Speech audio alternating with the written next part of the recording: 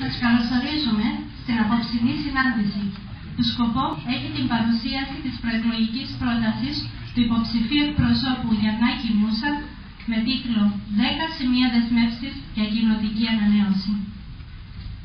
Εκ μέρους της πλατφόρμας Δύναμη Ανανέωσης Λεμεσού Πάφου, καλώς στο βήμα τον κύριο Φράνσις Ιωσήφ για το δικό του καλωσόρισμα.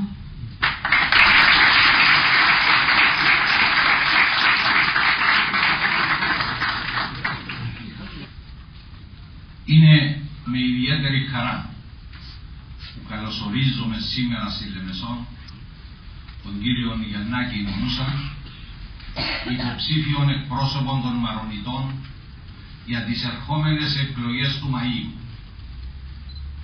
Καλωσορίζω επίσης τη συνοδεία του από τη Λευκοσία και παρακαλώ, όπως μεταφέρεται το μήνυμα στους αδελφούς στη Λευκοσία, στη Λάρνακα, απανταχού, ότι ο αέρας της νίκης του Γιαννάκη Μούσα βρίσκεται εδώ απόψε σε αυτήν την θέση.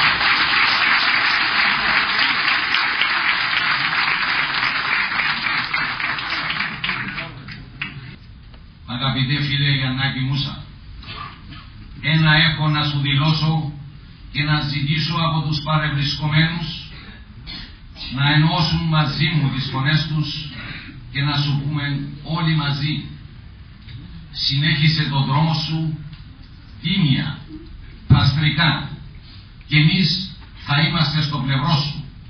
Θα σε τιμήσουμε με την ψήφο μας και να είσαι σίγουρος πως θα είσαι ο επόμενος εκπρόσωπος των Μαρονιτών.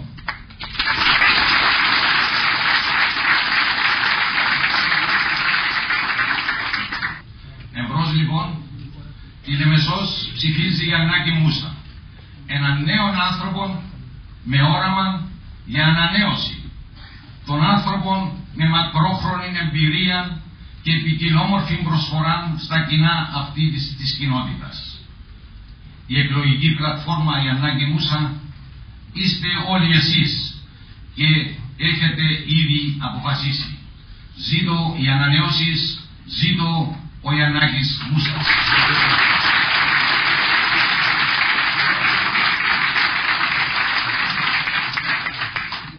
We are here tonight, all of us, to prove to our brother Jan Musa that we support him. On the 22 of May 2011, he will be the winner.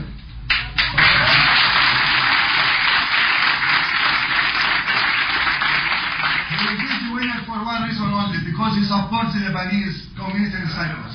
He's the only one who supports the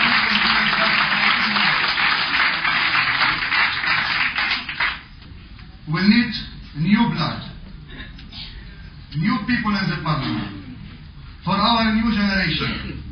May the God bless you and bless all of us. Winner, winner, winner.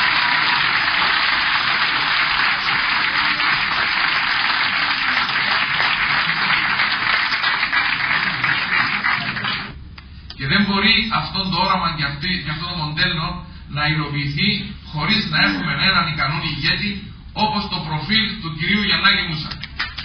Δεν μπορεί να πάρει μπροστά αν δεν έχει συνεχισμένους ανθρώπους. Δεν νοείται ανανέωση χωρίς νέους ανθρώπους.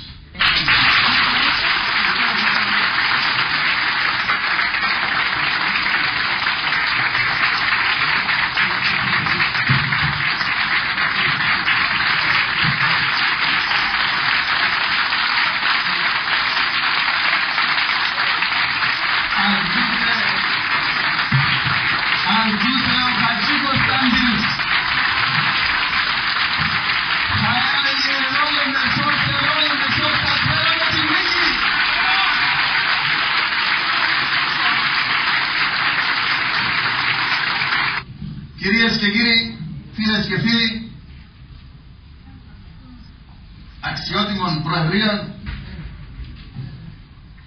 είναι πραγματικά συγκλονιστική η απόψινή συνάντηση. Νομίζω δεν υπάρχουν λόγια να περιγράψει κανείς αυτήν την παλαϊκή συγκέντρωση Μαρονιτών εδώ στην ωραία και όμορφη πρόεδρε Λεμεσόν.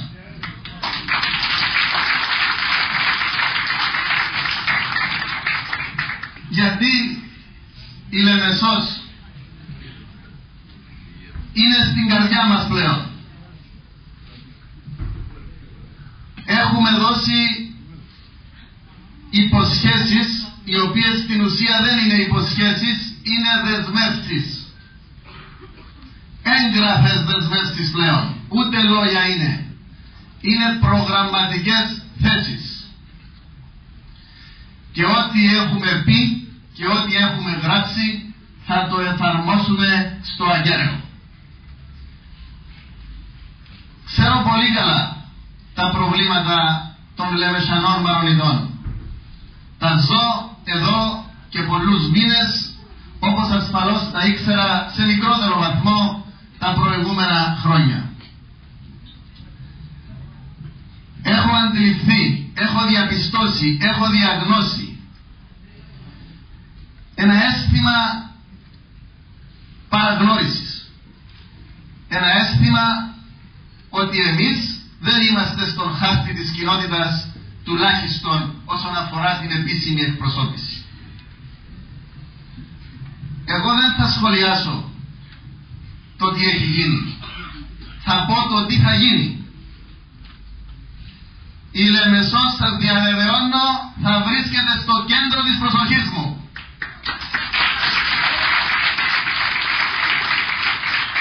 Θα δημιουργήσουμε, όπως έχει ήδη αναφερθεί, Συμβούλιο Μαρονιτών Λεμεσού Πάφου, το οποίο θα απαρτίζεται από Μαρονίτες Κύπριους και από Μαρονίτες Κύπριους Λιβάνιους. Αυτό είναι ξεκάθαρο και θα το διαπιστώσουν όλοι την 23η Μαΐου. This is absolutely clear, crystal clear, that from the 23rd May, Limassol will be in the core system of the Maronite community. And the Lebanese Cypriot Maronite community will be an integral part of this effort.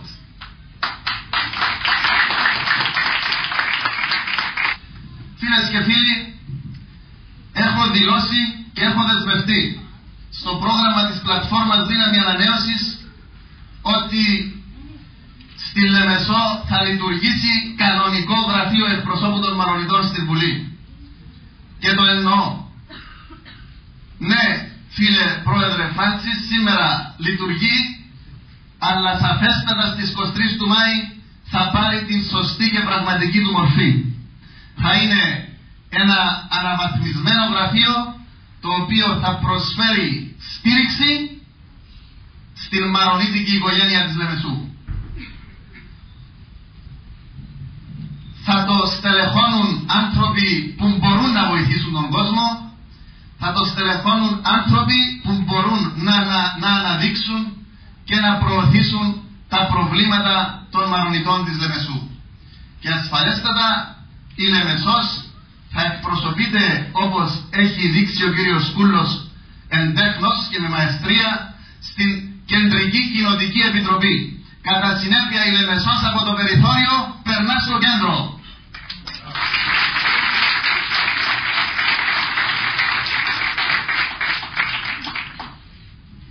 Φίλες και φίλοι, σε αυτή την πρόταση και σε αυτή την διοικητική δομή υπάρχει χώρος και ρόλος για όλους. Πιστέψτε με. Δεν μπορεί και δεν νοείται η κοινότητα των Μαρονιτών να διοικείται από μια ομάδα ανθρώπων που δεν υπερβαίνουν τα δάχτυλα του ενός χεριού. Υπάρχει πληθώρα καταρτισμένων Μαρονιτών. Υπάρχει πληθώρα ανθρώπων που μπορούν να συμβάλλουν στην ανόρθωση της κοινότητας. Και όλοι αυτοί οι άνθρωποι να περιμένουν το κάλεσμά μας στις 23 του Μάη. Τους θέλουμε σήμερα να συμμετέχουν στον αγώνα για να πετύχουμε την κρατεά νίκη της 22ης Μαΐου και στις 23 θα βρίσκονται στο πιδάλιο της κοινότητας όλοι μηδενός εξαιρουμένου. Αυτή η κοινότητα έχει ανάγκη από όλους και δεν πρόκειται να διοικήσουμε την κοινότητα μόνο με στελέχη της πλατφόρμας ή μόνο με ανθρώπους που ψήφισαν τον Γιαννάκη τον Μούσα. Θέση και ρόλο θα έχει ολόκληρο το φάσμα της κοινότητας.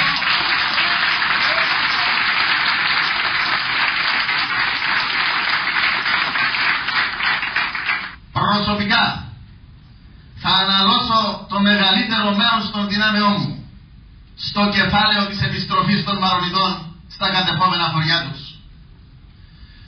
Και σας το λέω, αποτελεί κατηγορηματική μου δέσμευση ότι το θέμα της Αγίας Μαρίνας και του Ασωμάτου θα αποτελέσει την πρώτη μου προτεραιότητα σε αυτή την προσπάθεια.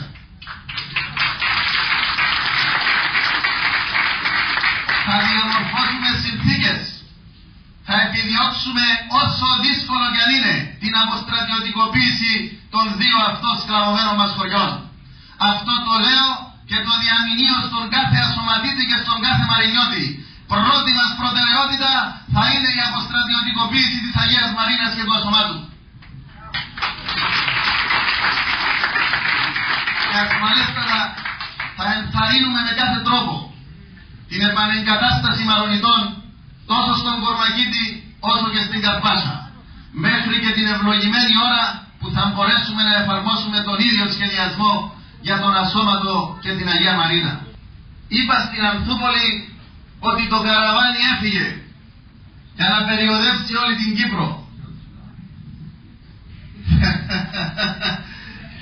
Στη Λεμεσό είναι τσουνάμι με κάποιος, δεν είναι καραβάνι. Αυτό λοιπόν το καραβάνι θα συνεχίσει την περιοδία του και θα στείλει παντού σε όλη την Κύπρο το μήνυμα της ελπίδας, το μήνυμα της αισιοδοξίας, το μήνυμα μιας καλύτερης προοπτικής, το μήνυμα πως αυτή η κοινότητα μπορεί να πετύχει πολύ περισσότερα και της το αξίζει και θα το πετύχει να είστε